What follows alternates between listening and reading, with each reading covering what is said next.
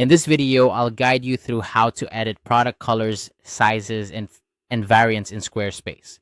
Whether you're running an online store or just starting out, customizing product details is essential to providing your customers with the best shopping experience.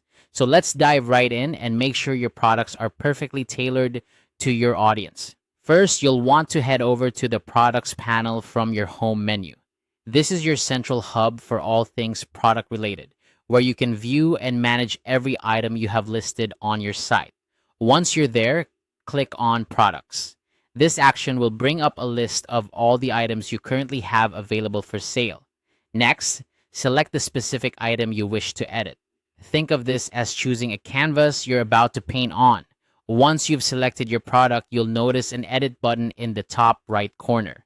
Go ahead and click on that. This will open up the product editor, a space where you can modify details to your heart's content.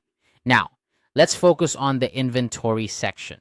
This is where you manage the various aspects of your product's availability and options. In the product editor, either click the inventory tab or scroll down until you reach the inventory section.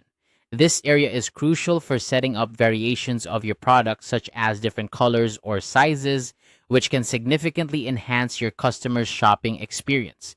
To add a new option, look for the Add button or a small plus icon and give it a click. This will allow you to create a new category, such as color or size.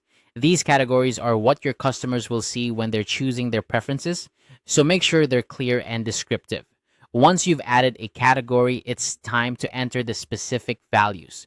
For instance, if you're dealing with colors, you might type in red or blue. For sizes, you might enter small or medium. After typing each option, press enter. This ensures that each value is recorded and ready for your customers to choose from.